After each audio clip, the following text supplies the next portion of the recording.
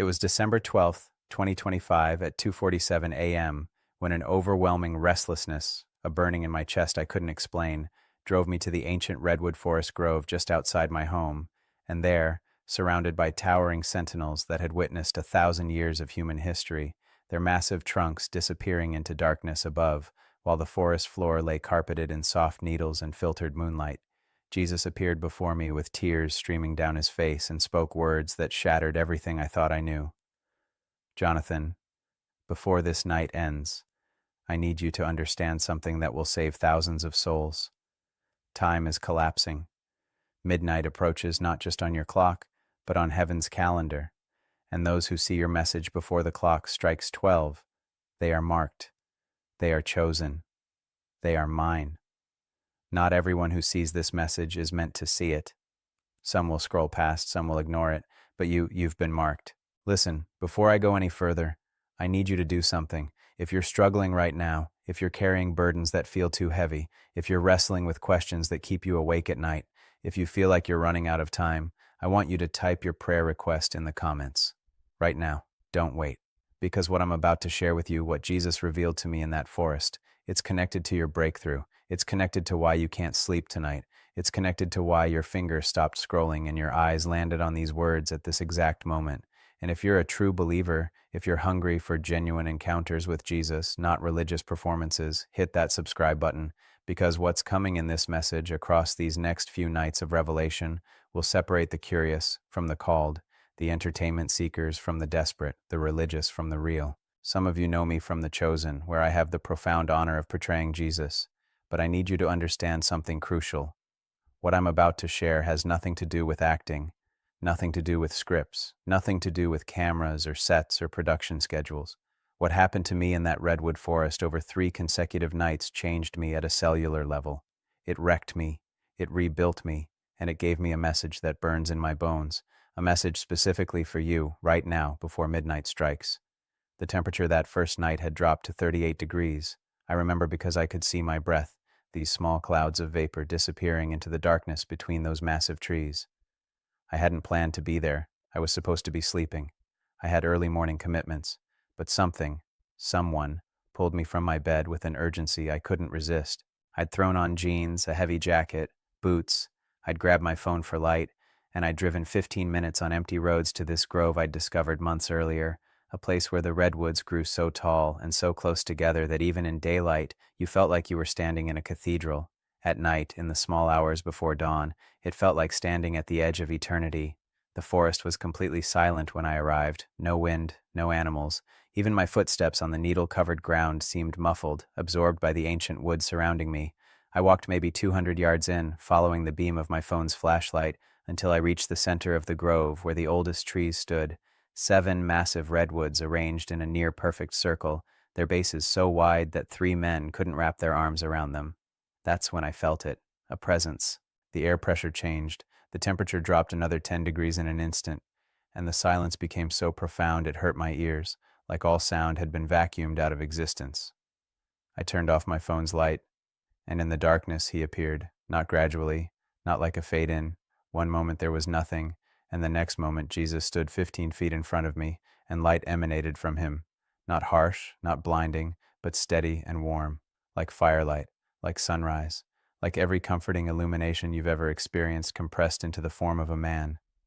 I fell to my knees, not because I chose to, because my legs wouldn't hold me.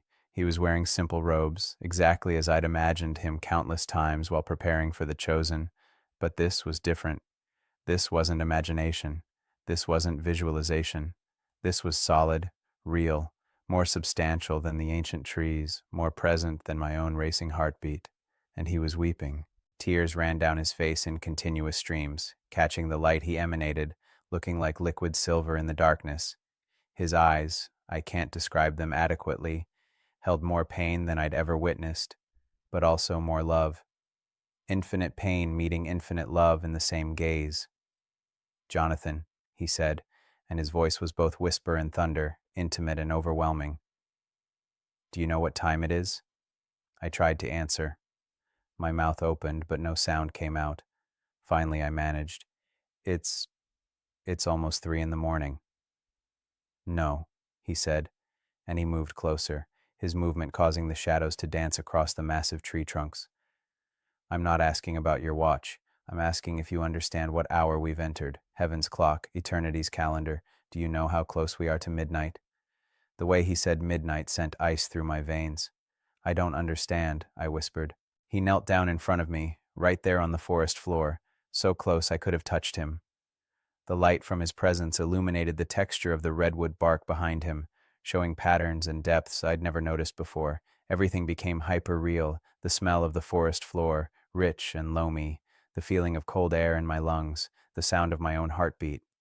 Time is not what your world believes it to be, Jesus said, his voice thick with emotion. You think you have tomorrow, you think you have next week, next month, next year. You make plans, you put off decisions, you delay obedience, you scroll past conviction, you say later to the Holy Spirit. But Jonathan, he reached out and placed his hand on my shoulder, and the touch sent warmth flooding through my entire body despite the freezing air. Midnight is coming. Not the midnight on your clock tonight. The midnight, the end of the age, the closing of the door, and before it strikes, I am marking my own. I am sealing those who will hear. I am choosing, right now in this season, who will be awakened and who will sleep through their final chance. My mind reeled. How close? I asked. How close is this midnight? He stood, pulling me up with him, and gestured to the circle of ancient redwoods surrounding us. You see these trees? They have stood for over 1,000 years. They've weathered storms, fires, droughts, floods. They've watched generations of humanity be born and die. They've outlasted empires. And yet, he walked to the nearest tree and placed his palm flat against its bark. The moment he touched it, I saw something impossible. The tree began to glow from within, a soft golden light spreading through its wood, and I could see inside it, the rings, the growth patterns, the entire history of its life written in its structure. Even these giants are young compared to eternity. 1,000 years is like a day. A day is like 1,000 years. And the day is far spent, Jonathan. The shadows are long. Midnight approaches. I was shaking now, from cold and fear and something else, a terrible, wonderful awareness that I was standing in a moment that would define everything that came after. Why me? I asked. Why are you showing me this? Jesus turned back to me and his expression shifted, still sorrowful, but now with fierce intentionality. Because you have a voice. Because people watch you. Because when you portray me in The Chosen, you open a door in people's hearts. And I want to walk through that door with truth they're not hearing in their churches, with urgency that's been stripped from modern Christianity, with the real gospel, not the comfortable one. He moved to the center of the circle of trees, and I followed, drawn by something beyond my will. I need you to deliver a message, he continued. Before midnight strikes, before this season closes, there are souls who must be awakened, and they're marked. They're chosen, they're mine, but they're asleep. They're distracted. They're numbed by comfort and entertainment and religious routine. They're scrolling past their destiny. They're ignoring the burning in their chest that pulled them out of bed. They're dismissing the restlessness as anxiety instead of recognizing it as my call.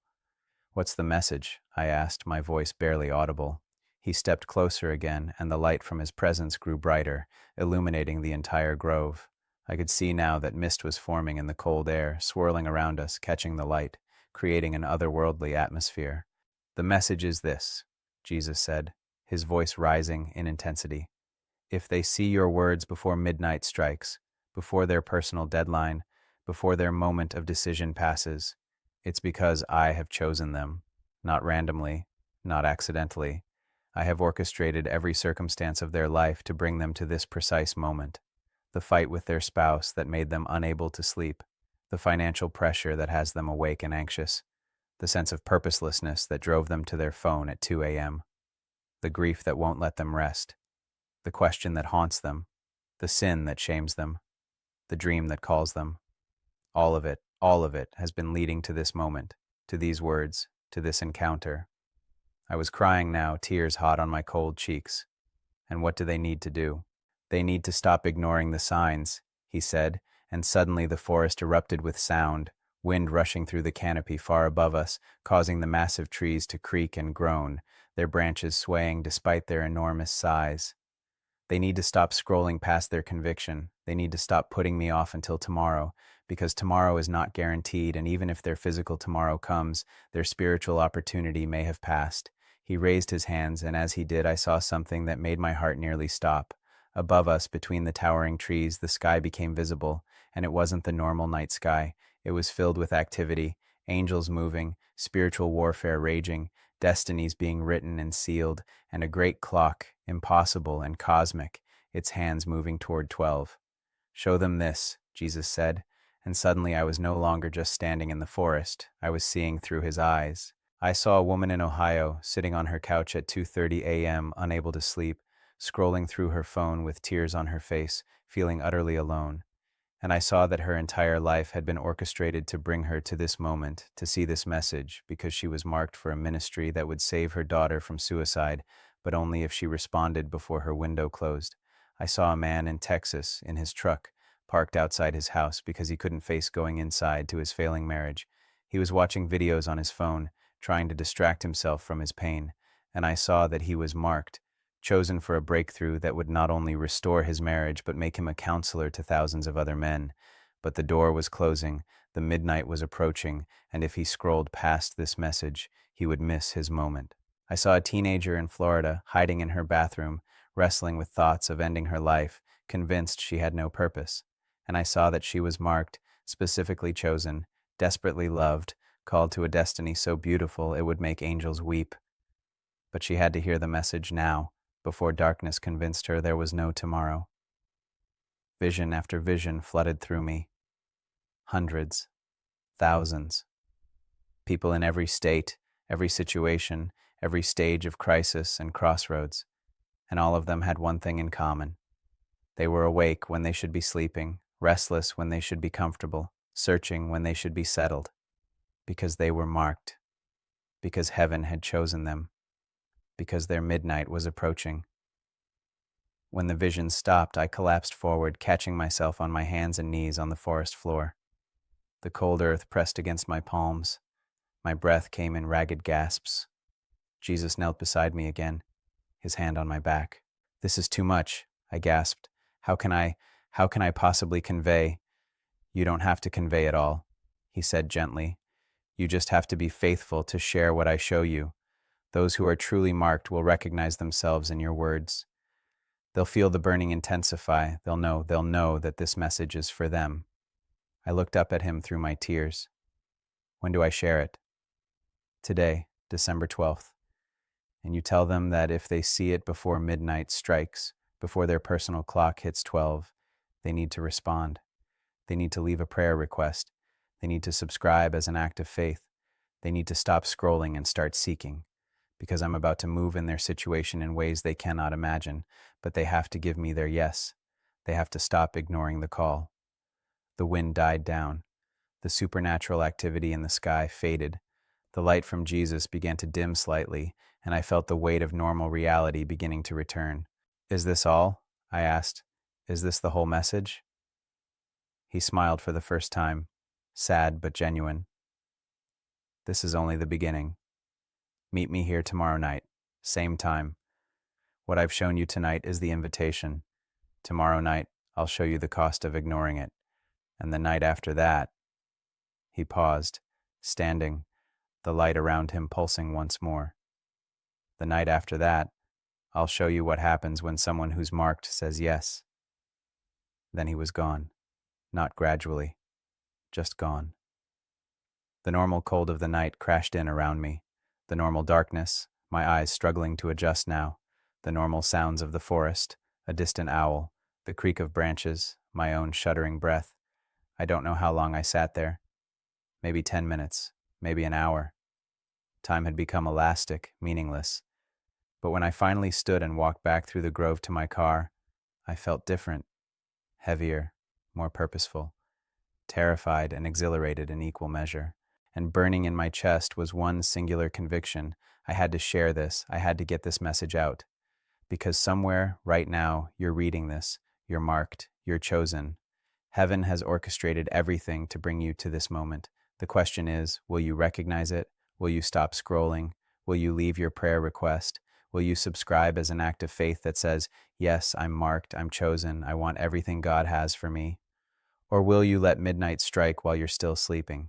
Tomorrow night, I'm going back to that forest. I'm meeting him again at 2:47 a.m. And what he shows me next, you need to hear. Because your window is closing, your season is shifting, your midnight is approaching, and if you see this message, it's because you're marked. Don't ignore it. It was December 13th, 2025 at 2:47 a.m., the exact same time as the night before, when I returned to the redwood forest grove, and this time the weight of what I was about to witness sat on my chest like a stone. I hadn't slept more than 3 hours in the past 48. Every time I closed my eyes, I saw those visions. The woman in Ohio, the man in Texas, the teenager in Florida. The temperature had dropped even further, 29 degrees, cold enough that frost crunched under my boots as I made my way into the grove, cold enough that the air hurt to breathe, each inhale sharp in my lungs, each exhale a thick cloud of vapor that hung in the stillness. But it wasn't still for long. As I approached the circle of ancient redwoods, those 7 massive sentinels standing like watchmen at the edge of eternity, I felt the wind pick up. Not a natural wind. This came from nowhere and everywhere at once, swirling through the grove in patterns that defied physics, causing the towering trees to sway and groan with sounds like mournful singing. And there, in the center of the circle, he was already waiting. Jesus stood with his back to me, his head tilted upward, looking through the canopy to the sky beyond. The light emanating from him was stronger tonight, brighter, more urgent, pulsing like a heartbeat. It cast long shadows of the redwood trunks across the forest floor, shadows that seemed to move and dance with life of their own. "You came back," he said without turning around. His voice carried over the wind, clear and close despite the distance between us. "I had to," I said, moving closer. "I can't stop thinking about what you showed me. Those people, those destinies. Lord, He turned then, and I stopped mid-sentence. His face was different tonight. Still beautiful, still filled with love, but harder somehow, more intense. The tears were gone, replaced by an expression of fierce determination mixed with deep grief. "Tonight is harder," he said simply. "What I showed you last night was the invitation, the calling, the marking. Tonight I need to show you what happens when the marked ignore the call, when chosen ones scroll past their destiny, when midnight strikes and finds them sleeping." The wind intensified, howling now through the canopy above us. Branches creaked and groaned. Somewhere in the distance I heard a tree, not one of the ancients, but something smaller, crack and fall. "Are you ready?" Jesus asked. I wasn't, but I nodded anyway. He raised his hand, and the entire atmosphere of the forest changed. The temperature didn't just drop, it plummeted. My breath came out in thick clouds. Frost formed on the bark of the trees around us, spreading like white fire, and the light from his presence grew so bright that the whole grove was illuminated as if by daylight, but a strange daylight, cold, blue-white, revealing everything with merciless clarity. "Come closer," he commanded, and I obeyed, walking until I stood just a few feet from him. "Put your hand here." He gestured to the nearest redwood, the largest in the circle. I stepped to it and placed my palm flat against its bark, exactly as he had done the night before. The moment my skin touched the wood, I was no longer standing in the forest. I was standing in a church, a modern church, comfortable chairs, professional lighting, screens displaying song lyrics, maybe 200 people in attendance, singing worship songs with their hands raised. It looked like 1,000 other churches I'd visited or seen. Nothing obviously wrong, nothing overtly offensive. But Jesus stood beside me, invisible to everyone else, and he was weeping again. "Do you see them?" he asked, pointing to the congregation. I looked closer. And then I saw it. Or rather, I saw through it. Above each person's head, like a spiritual marker, I could see symbols. Some people had bright lights hovering above them, golden, pulsing with life. But others, maybe half the congregation, had clocks. Spiritual clocks, and the hands were all pointing to different times, but all of them were close to midnight. "These are the marked ones," Jesus said, his voice breaking. "In this one congregation there are 97 people whose windows are closing, 97 people I've been calling, wooing, pursuing, trying desperately to awaken before their midnight strikes. And do you know what they're doing?" I watched. The worship song ended. People sat down. The pastor took the stage, a friendly man, well-dressed, confident. He told a joke. People laughed. He launched into a sermon about 5 ways to have your best year yet. It was polished, professional, perfectly delivered, and completely devoid of the Holy Spirit. "They're being entertained," I whispered. "Worse," Jesus said. "They're being sedated. That man—" He pointed to the pastor, and I saw that above his head was a clock too, hands at 11:58. That man used to hear my voice. I called him to preach fire, truth, repentance, awakening, but he chose comfort over calling. He chose crowds over conviction. He chose likability over prophecy. And now he's 2 minutes from midnight himself, and he doesn't even know it. And he's taking 97 souls with him into sleep. The scene shifted. Now I was standing in a living room. The woman from my vision, the one in Ohio, on her couch at 2:30 a.m.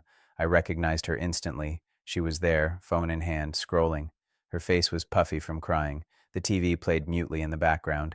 The clock on her wall showed 2:43 a.m. Jesus stood behind the couch, his hand outstretched toward her head, fingers almost touching her hair. "I've been calling her for 3 years," he said softly. 3 years. I've sent dreams. I've sent people across her path. I've orchestrated circumstances. I've whispered to her spirit in the quiet moments. And 2 nights ago, I burned your message into her algorithm. I made sure she would see it. Do you know what she did? I watched as her thumb scrolled through a social media feed. Then I saw it, my video, the message from last night, appearing on her screen. She paused. Her thumb hovered. For 3 seconds, maybe 4. She hesitated. Then she kept scrolling. "No," I breathed. She told herself she'd come back to it later, Jesus said, and his voice was thick with restrained anguish. Later. Always later. She doesn't understand that later is a luxury she doesn't have. In 6 days, if she doesn't wake up, if she doesn't respond, her daughter, the one sleeping in the room above us right now, will find a way to end her life, and this woman is the only intercessor I have positioned to prevent it. She's marked, she's chosen, she's equipped, but she keeps choosing later. "Can't you just force her?" I asked desperately. "Can't you make her see?" Jesus pulled his hand back and turned to me, his eyes blazing. "I force no one, Jonathan. Love doesn't force. I call, I pursue, I orchestrate, I provide every opportunity. But the choice to respond, to wake up, to say yes, that must be theirs. That's always been theirs. And when they choose later, when they scroll past their moment, when they ignore the burning in their chest and the restlessness that woke them, they choose midnight." The scene shifted again. The man in Texas, in his truck. I recognized him too. Mid-40s, wedding ring on his finger, face lined with stress and defeat. He was parked in a Walmart parking lot now. I could see the store in the distance, closed for the night. His truck was running, heat blasting, and he was watching videos on his phone. "He's been sitting here for 4 hours, Jesus said, standing in the passenger seat, looking at the man with unbearable love. "His wife is home wondering where he is. His kids are asleep, dreaming about a father who's fully present, and he's been running for so long he doesn't remember what he's running from anymore, just that he can't stop." I watched as the man's scrolling slowed. He was getting tired. His eyes were heavy. "Show him," I said to Jesus. "Show him my video. Show him the message." "I already did," Jesus replied quietly. Yesterday afternoon, he watched 30 seconds. Then he got a text from a coworker, something about weekend plans, and he clicked away. Told himself it was too intense for where he was at right now. Too heavy, too demanding. And his midnight? Jesus closed his eyes. 14 days. In 14 days, if he doesn't wake up, his wife will file for divorce, and he'll spiral into something I won't be able to pull him out of. Not because I lack power, but because he'll lock the door from the inside. He'll choose the darkness because at least it's familiar. "This is unbearable," I said, feeling tears streaming down my face. "This is every day," Jesus said, opening his eyes, and the weight in them nearly drove me to my knees. Every single day. Marked ones scrolling past their moment, chosen ones hitting snooze on their awakening, beloved ones telling themselves later, when later is a cliff they can't see in the darkness. The scene shifted again, and again, and again. I saw the teenager in Florida. She had found my video. She had watched it all the way through, and I saw her hand hovering over the subscribe button, over the comment section where she could type her prayer request. She wanted to. Something in her spirit was screaming, yes. But then I saw the enemy, dark, oppressive, a shadow standing behind her, whispering, "It's not real. It's just another religious performance. You'll be disappointed again. You're too broken. You're too far gone. Even God can't want someone like you." And I watched as she believed the lie and clicked away. I saw a businessman in New York, marked for a ministry that would fund 20 church plants. He saw the message during his morning commute, felt the burn, sensed the call, then got to his office and got absorbed in a deal worth millions, and by lunchtime had forgotten the stirring in his spirit. I saw a college student in California who watched the entire video with tears in her eyes, who felt the presence of God for the first time in years, who reached for her phone to leave a comment, and then got a text from friends about a party and chose the party. I saw a retired couple in Georgia who both felt the call, who both recognized they were marked, who started to pray together about it, and then their son called with grandkid photos, and the moment passed, and they never came back to it. Vision after vision, person after person, marked ones ignoring the mark, chosen ones refusing the choice, beloved ones scrolling past their beloved. When it finally stopped, I was on my knees on the frozen ground of the redwood grove, sobbing so hard I couldn't breathe. The cold bit into my skin, the wind whipped around me, and Jesus knelt beside me, his hand on my shoulder, and he was crying too. "Why?" I gasped. "Why do they ignore it? Why do they choose later?" "Because they don't understand the urgency," he said. "They've been taught a comfortable gospel, a gospel of endless grace with no requirement of response, a gospel that says God will always wait so you can choose him whenever it's convenient. They don't understand that grace has a season, that the door remains open but not forever, that there are moments, appointed, orchestrated, heaven-sent moments, when the call is clearest, when the path is most visible, when breakthrough is closest. And if they miss that moment, if they scroll past that midnight, the door doesn't necessarily close forever, but it becomes so much harder to find." He helped me to my feet. My legs were numb from kneeling on the frozen ground. I could barely feel my fingers, but none of the physical discomfort compared to the spiritual weight crushing my chest. "The church has failed them," Jesus continued, his voice rising with righteous anger now. "The modern church has stripped urgency from my message, has turned revival into routine, has made salvation a one-time prayer instead of a daily dying to self, has taught comfort over consecration, blessing over obedience, entertainment over encounter." He turned to face the largest redwood, and as he did, the tree began to glow again from within, but differently this time. Instead of showing its rings and growth patterns, it showed something else: decay, hollow spaces, dead wood hidden beneath living bark. "This tree looks strong from the outside," Jesus said, "but inside, it's dying. It could fall in the next major storm, and that's my church right now, the visible church. It looks strong, big buildings, large crowds, professional productions, but inside, it's hollow, because it's disconnected from the root, from me, from truth, from urgency, from the understanding that souls hang in the balance and midnight is coming." He placed his hand on the tree, and I heard a sound like groaning, like mourning, like something ancient crying out in pain. "But I'm not giving up," he said fiercely, turning back to me. "That's why I'm raising up messengers. That's why I'm marking the marked ones with burning and restlessness. That's why I'm orchestrating these 2 a.m. moments when they can't sleep and can't ignore me. That's why I brought you here, because there are still those who will respond. There are still those who will say yes.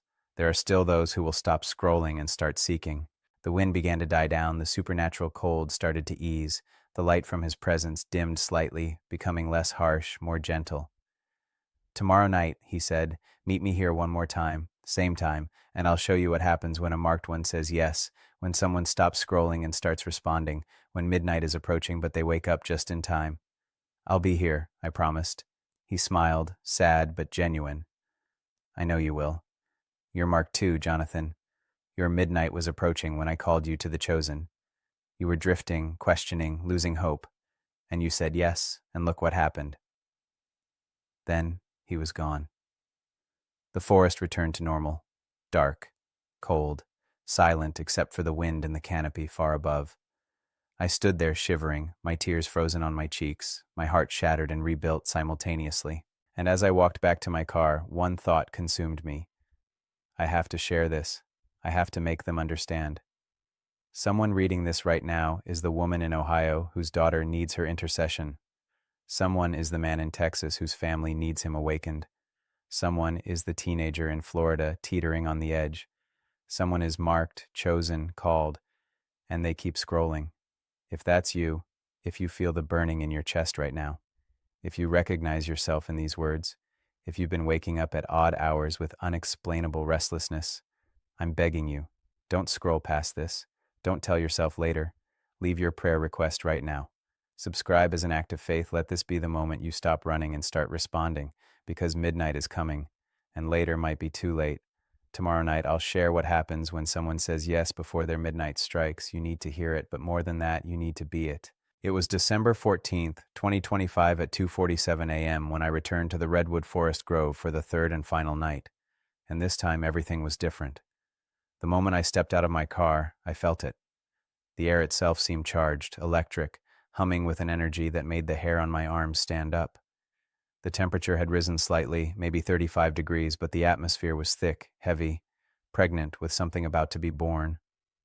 As I walked the familiar path through the ancient trees, my boots crunching on frost and fallen needles, I noticed the sky.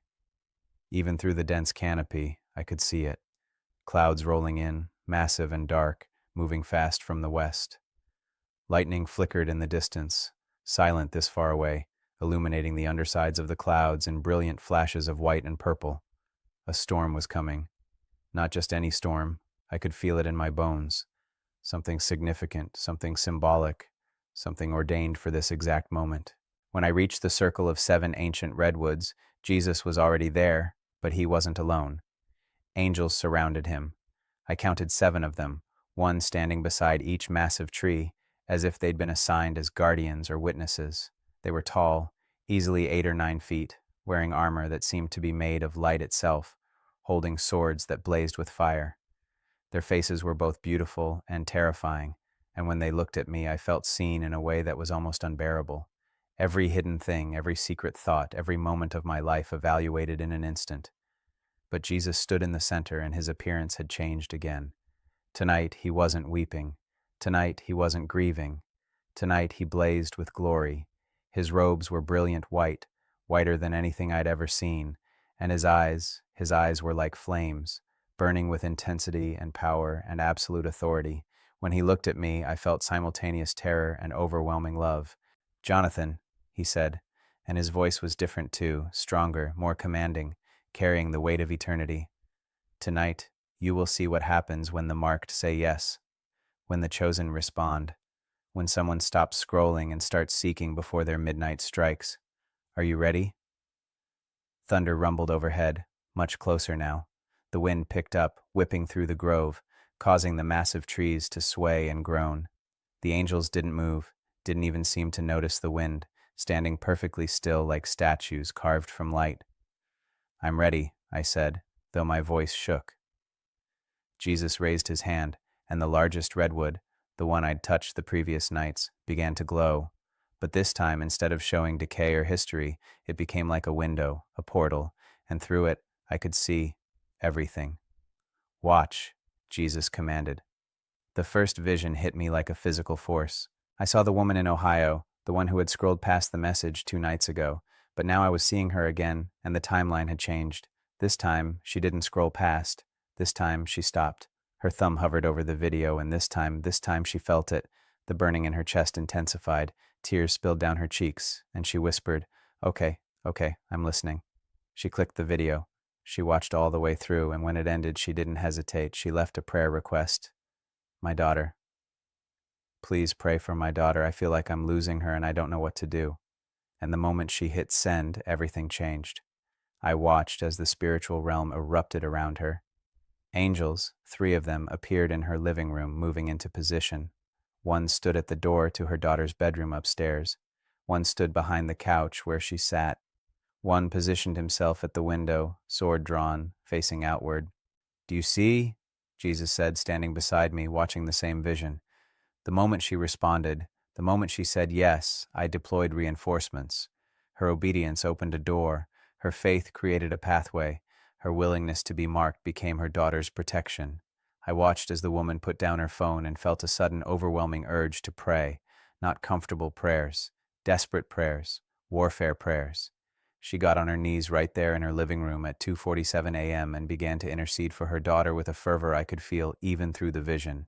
And upstairs, in the teenager's bedroom, I saw something break, a darkness that had been crouching over the sleeping girl, the same oppressive shadow I'd seen in the earlier vision, suddenly recoiled, hissed, and fled as the mother's prayers rose like incense, like weapons, like walls of fire.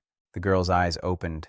She sat up in bed, and for the first time in months, instead of feeling hopeless, she felt something, a small flicker, a tiny light, the faintest whisper, "You are loved, you are seen, you are wanted." Her midnight was 6 days away, Jesus said, his voice filled with emotion now. 6 days until the daughter would have made an irreversible choice. But the mother said yes. The mother stopped scrolling. The mother responded to the marking.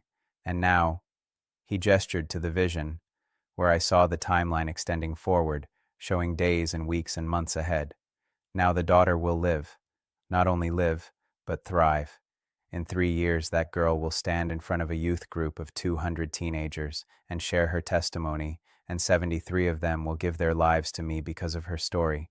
73 souls, Jonathan, because one woman stopped scrolling. Lightning cracked directly overhead, and thunder followed immediately, so loud it shook the ground. The storm had arrived. Rain began to fall, but strangely, it didn't fall on us. It fell around the grove, as if an invisible dome protected the circle of redwoods. The vision shifted. Now I saw the man in Texas, the one in his truck, running from his marriage, from his calling, from himself. But this timeline was different too. In this version, he didn't click away from the video after 30 seconds.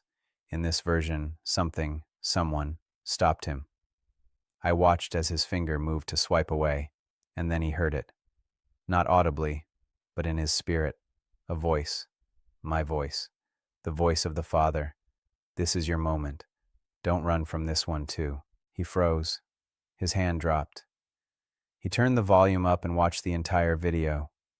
And by the end, he was crying, deep, gut-wrenching sobs that he'd been holding back for years. He pulled his truck over to the side of the dark parking lot, put his head on the steering wheel, and broke.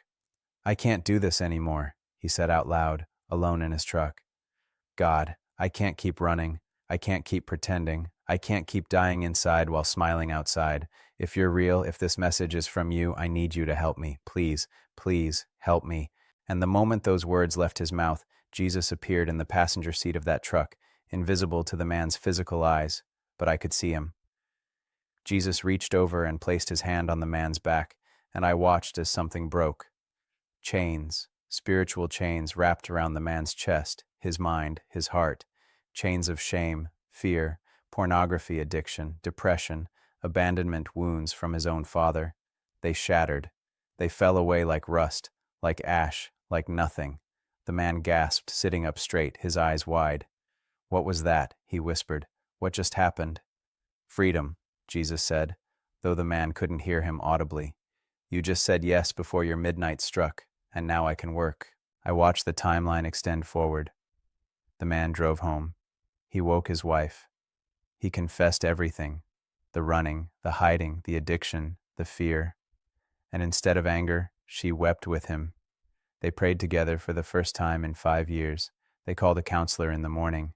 They started the hard work of rebuilding.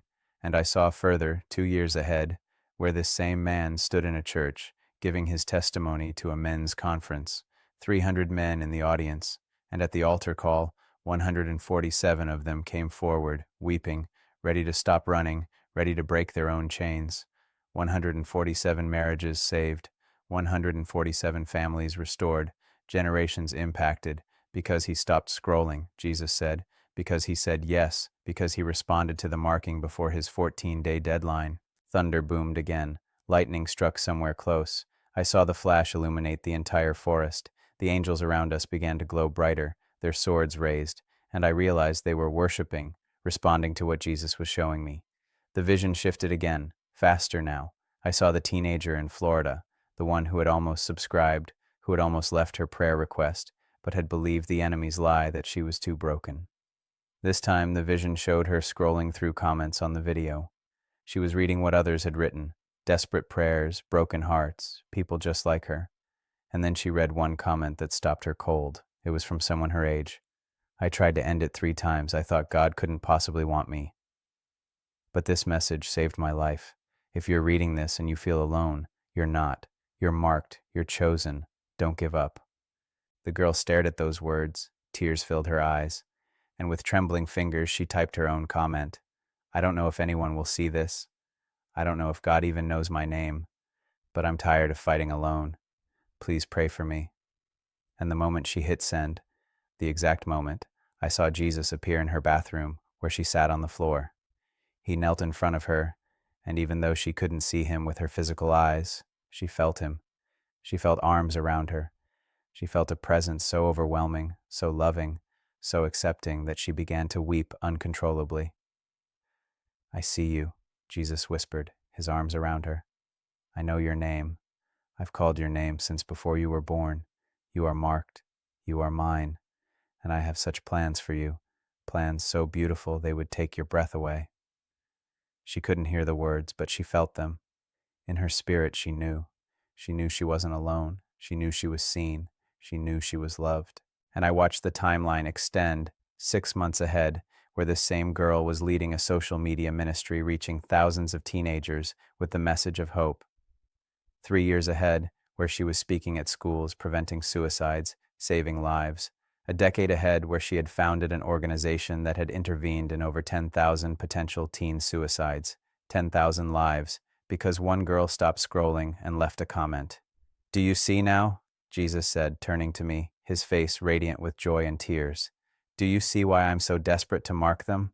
Why I orchestrate these moments? Why I pursue them at 2 a.m. when they can't sleep? Because their yes doesn't just save them, it saves generations. It creates ripple effects that echo through eternity." The visions came faster now, overlapping, hundreds of them, maybe thousands. I saw them all at once, the marked ones who said yes, a businesswoman in Seattle who responded to the message and funded a church plant that led 3,000 people to Jesus over the next 10 years. A college student in Michigan who subscribed and felt called to missions, ending up in Southeast Asia where he translated scripture for an unreached people group. A single mother in Alabama who left her prayer request and was connected with a community that not only met her physical needs, but discipled her 3 sons, all 3 of whom became pastors. A retired teacher in Arizona who watched the video and started a prayer ministry in her neighborhood that sparked a revival that swept through her entire city. A doctor in Massachusetts who responded to the marking and opened a free clinic that served thousands of uninsured patients and became a beacon of Jesus' love. On and on. Each yes creating exponential impact. Each response to the marking multiplying into thousands of saved souls, transformed lives, redeemed destinies. And then Jesus raised both hands, and the entire vision changed. Now I was seeing from above as if looking down on earth from space, and I saw lights. Millions of lights scattered across the darkness, each one representing a marked person, a chosen one, someone heaven was calling before their midnight struck. Some of the lights were pulsing, burning bright. Those were the ones saying yes, responding, waking up. But others were dimming, flickering, going dark. Those were the ones scrolling past, ignoring, choosing later. "This is what I see," Jesus said, and his voice filled the entire forest, seemed to fill the entire world. Every moment of every day, the marked ones, the chosen ones, their lights burning or dimming based on their choices. And Jonathan, time is running out. The midnight I spoke of, it's not just individual. There's a collective midnight coming, a moment when the door closes, when the age ends, when the harvest concludes. And I'm desperately trying to wake up as many as possible before that final stroke. Lightning struck directly in the center of our circle, hitting the ground between Jesus and me, but instead of destruction, it created light, a pillar of fire that shot up through the canopy, connecting earth to heaven. The angels moved forward, forming a circle around us, and they began to sing. I can't describe the sound. It was like thunder and whisper, like a million voices in one voice, like creation itself crying out in worship. Jesus turned to me, and his eyes blazed with urgency and authority. "Tell them," he commanded. "Tell everyone who sees this message. If you feel the burning, respond. If you recognize yourself in these words, don't scroll past. If you're awake when you should be sleeping, restless when you should be comfortable, I'm calling you. You're marked. You're chosen. Your yes matters more than you could possibly understand. Your response creates ripples through eternity. He stepped closer, and the intensity of his presence made me fall to my knees. Tell them their midnight is coming, but it hasn't struck yet. Tell them there's still time, but not much time. Tell them to leave their prayer request, not as a formula, but as an act of faith, as a declaration that they're responding to the call. Tell them to subscribe, not for entertainment, but as a commitment to stay awake, to keep seeking, to refuse to be sedated by comfortable Christianity. Thunder shook the ground.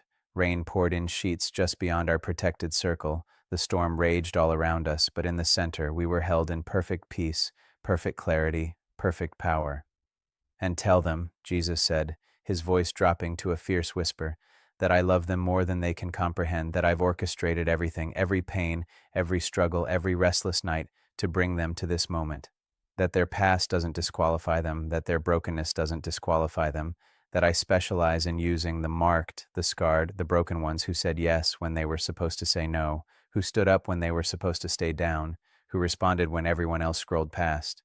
He placed his hand on my head, and power flooded through me, so intense I thought I might die, but so beautiful I hoped I would if it meant staying in this moment. Tomorrow, you'll share what happened tonight. You'll give them practical steps. You'll give them the challenge. You'll give them the deadline. But tonight, you've seen the truth. Their yes changes everything. The pillar of fire began to fade. The angel stepped back. The storm started to ease, and Jesus' form began to dim, not disappearing, but becoming less solid, less visible. Meet them with hope tomorrow, he said as his voice faded, but also with urgency, because midnight is coming, for each of them individually and for all of us collectively, and those who are awake when it strikes, those who said yes to the marking, they'll be the ones ushering in the greatest harvest in human history. Then he was gone. The angels were gone. The pillar of fire was gone. And I was alone in the grove, on my knees in the dirt, weeping with joy and terror and overwhelming purpose. The storm had passed. The clouds were breaking apart above me, and through the canopy of the ancient redwoods, I could see stars emerging, brilliant and sharp in the clean air. I don't know how long I stayed there, but when I finally stood and walked back through the forest to my car, the sun was beginning to rise. Pink and gold light filtered through the massive trees, illuminating the path before me, and I knew what I had to do. I had to share this, all of it, and I had to give them the practical steps, the challenge, the pathway from vision to action.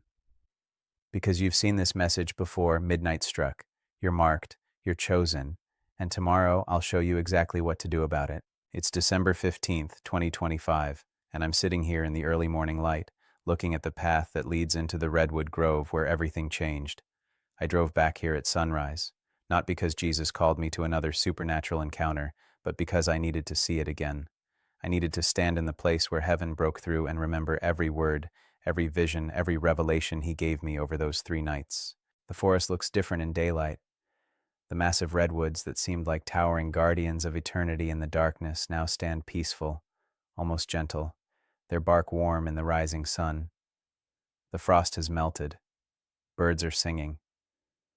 A light breeze moves through the canopy high above, creating patterns of shadow and golden light on the forest floor. It's beautiful, serene. Almost hard to believe that just hours ago, this place was filled with angels, fire, visions that shattered and rebuilt my understanding of how desperately Jesus is pursuing his marked ones. But it happened, every word of it, and now I'm supposed to tell you what to do, how to respond, how to move from reading these words to actually walking in the destiny heaven has marked you for. I'll be honest, I'm overwhelmed. How do you take encounters with Jesus himself and translate them into practical steps? How do you convey the urgency without manipulation?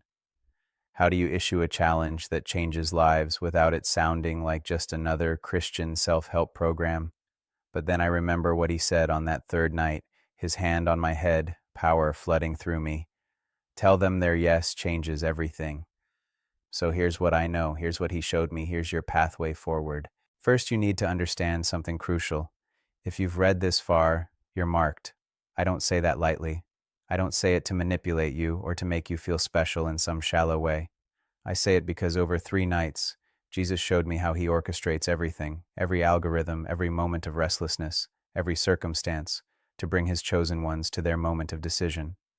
The woman scrolling at 2:30 a.m. didn't randomly find that video. The man in the truck didn't accidentally see that message. The teenager in Florida didn't stumble onto those words by chance. And you didn't randomly find this. You're here because heaven put you here. You're reading this because your midnight is approaching and Jesus is desperately trying to wake you up before it strikes. You're marked. The question is, what will you do about it? Let me give you the practical challenge Jesus laid on my heart. I'm calling it the 30 minutes before midnight challenge, and it starts today, December 15th, 2025. You have until January 14th, 2026, 30 days, not because there's something magical about that number, but because urgency requires a deadline, because someday never comes, because your midnight is approaching and you need to respond now. Here's what the challenge looks like. Step 1, make your declaration. Do this right now. Before you do anything else, before you close this page, before you tell yourself you'll come back to it later, stop, right now, and make a declaration. I want you to leave a comment, a prayer request, anything that says, I'm marked, I'm responding, I'm saying yes. It doesn't have to be eloquent. It doesn't have to be perfect. The woman in Ohio simply wrote, My daughter, please pray for my daughter. That was enough. Her declaration opened the door for angels to deploy, for breakthrough to begin, for destiny to shift. What's your declaration? What's the thing you've been wrestling with, running from, ignoring? Type it out. Right now. This is your moment. And subscribe. I know. You've heard 1,000 YouTubers beg for subscriptions. But this isn't about metrics or algorithms or channel growth. This is about you making a physical, tangible act of commitment. It's about saying with your actions, not just your thoughts, I'm choosing to stay awake. I'm refusing to be sedated. I'm committing to hearing what heaven is saying in this season. When the man in Texas watched that video all the way through instead of clicking away, that small act of commitment created the opening Jesus needed to shatter his chains. Your subscription might seem small, but it's your yes, and your yes changes everything. Step 2, the 30-minute daily practice starting tomorrow morning. For the next 30 days, I want you to set aside 30 minutes every single day for what I'm calling awakened worship. Not religious routine, not checking off a spiritual to-do list, genuine, desperate, awakened time with Jesus. Here's what it looks like. Minutes 1 to 10, silence and listening. Sit in complete silence, no music, no Bible app, no nothing, just you and God, and ask him one question. What are you trying to tell me? What am I ignoring? What's my midnight warning about? Then actually listen. The restlessness you've been feeling, the burning in your chest, the thoughts that wake you at 2 a.m., they're him speaking. Stop dismissing them as anxiety or insomnia or stress. He's trying to get your attention. Minutes 11 to 20. Repentance and realignment. This is where it gets uncomfortable. Jesus showed me that most of the marked ones are missing their moment because they're carrying things they were never meant to carry. Unforgiveness, hidden sin, comfortable compromise, religious performance, people-pleasing, fear disguised as wisdom. Take these 10 minutes to get brutally honest. What are you carrying that's keeping you from fully responding? What have you been hiding? What have you been excusing? Name it. Confess it. Lay it down. The man in Texas couldn't move forward until he confessed everything to his wife. The woman in Ohio couldn't intercede effectively until she stopped pretending she had it all together. You can't step into your marked destiny while carrying unmarked baggage. Minutes 21 to 30. Declaration and intercession. Now you fight, you pray, not passive prayers, warfare prayers, declaration prayers. You speak to your situation the way Jesus spoke to storms. Peace, be still. You intercede for the people he's marked you to intercede for. And trust me, if you did minutes 1 to 10 correctly, you know who they are. You declare your yes over and over. I'm marked, I'm chosen, I'm responding.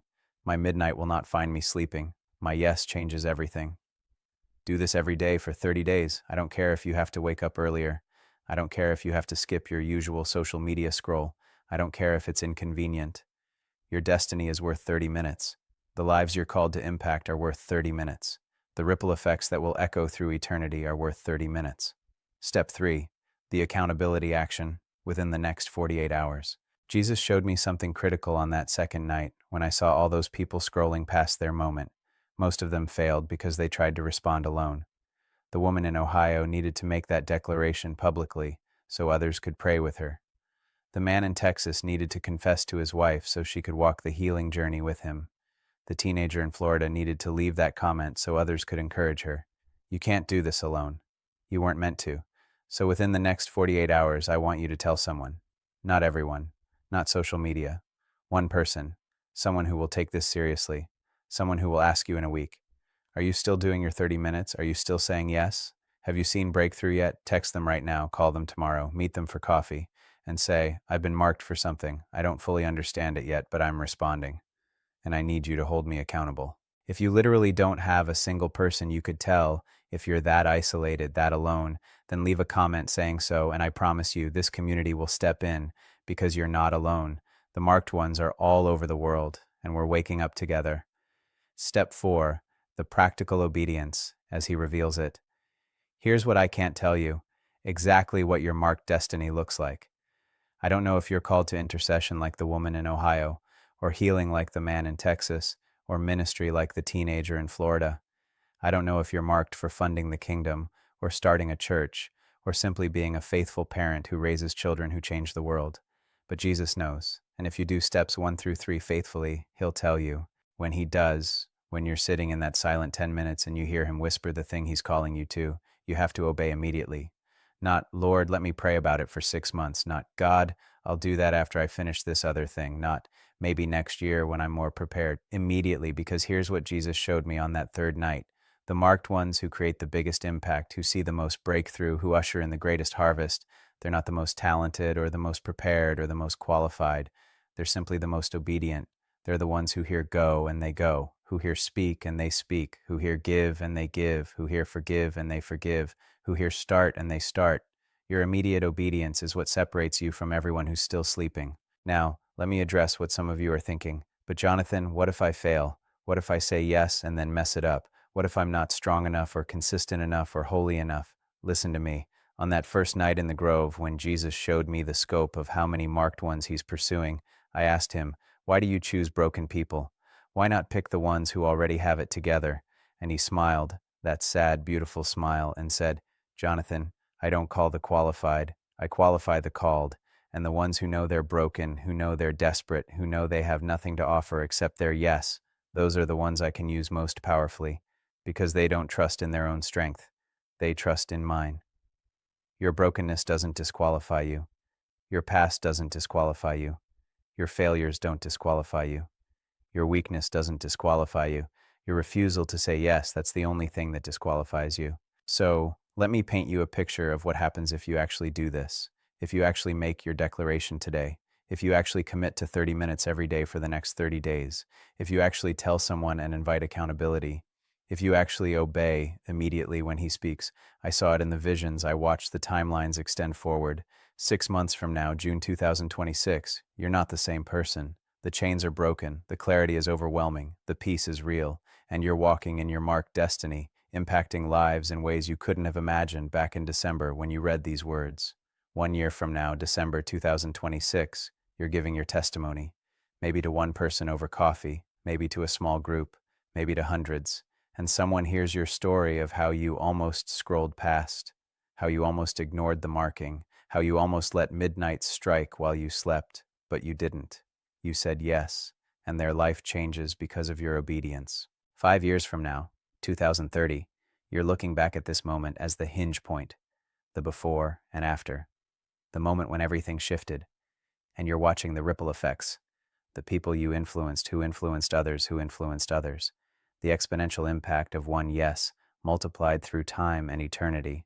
That's what's available to you, right now, today, before midnight strikes. But let me also paint you the other picture, the one Jesus showed me on the second night, the one that broke my heart and his. If you scroll past this, if you tell yourself later, if you let the moment pass, 6 months from now you're still restless, still searching, still feeling like you're missing something but unable to put your finger on it. The burning in your chest has faded, not because it was resolved, but because you learned to ignore it. And that's more dangerous than the burning ever was. 1 year from now, you've forgotten about this message. It's buried in your memory somewhere, filed away with all the other interesting things you encountered online. And you're wondering why life feels so flat, why faith feels so distant, why you can't shake the sense that you missed something important. 5 years from now, you see the testimony of someone else, someone who said yes, someone who responded, someone who's walking in the kind of destiny you once sensed was possible, and you feel a pang, a deep ache, a question. What if I had said yes back then? What if I hadn't scrolled past? What would my life look like now? I don't share that to shame you. I share it because Jesus is desperate for you to understand. This moment matters. Your response matters. The clock is ticking and midnight is coming, and he's trying everything he can to wake you up before it strikes. So here's my final challenge, my final plea, my final declaration. Before you close this page, make your choice. You're marked. That's not in question. Heaven has orchestrated everything to bring you to this moment. The only question is, will you respond? Will you leave your prayer request right now? Will you subscribe as an act of faith? Will you commit to 30 minutes a day for the next 30 days? Will you tell someone within 48 hours? Will you obey immediately when he reveals your next step? Or will you scroll past? I'm sitting here at the edge of the redwood grove, watching the morning light strengthen, and I'm praying for you, for every person who sees these words, for every marked one who's wrestling with the decision. I'm praying that the same Jesus who appeared to me over 3 nights will make himself real to you, that the burning in your chest will become undeniable, that the urgency will override your fear, that your yes will echo through eternity. Because you're not reading this by accident, you're marked, you're chosen, you're desperately loved, and heaven is holding its breath, waiting for your response. The clock is ticking, midnight is coming, but it hasn't struck yet. You still have time. Don't waste it. Say yes, right now, before you scroll past, before you tell yourself later, before your moment passes. Leave your prayer request, subscribe, commit to the 30 days, tell someone, then watch what Jesus does, because your yes changes everything, not just for you, for everyone your life will touch, for generations you'll never meet, for ripples that will echo through eternity. I'll be here, walking this journey with you, checking the comments, praying over your requests, believing for your breakthrough, because we're in this together, all of us marked ones, all of us waking up, all of us refusing to let midnight strike while we sleep. And when we see each other on the other side, whether in 6 months or 60 years, we'll know. We'll recognize each other as the ones who said yes, the ones who responded, the ones who were awake when midnight struck. And we'll watch together as Jesus uses our collective yes to usher in the greatest harvest in human history. The grove is beautiful in the morning light, peaceful, sacred, a thin place where heaven touched earth and everything changed.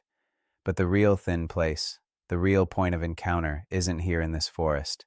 It's wherever you are right now, reading these words, feeling the burning, approaching your moment of decision. Heaven is breaking through, Jesus is appearing, angels are waiting, and your marked destiny is calling. Don't scroll past it. Answer.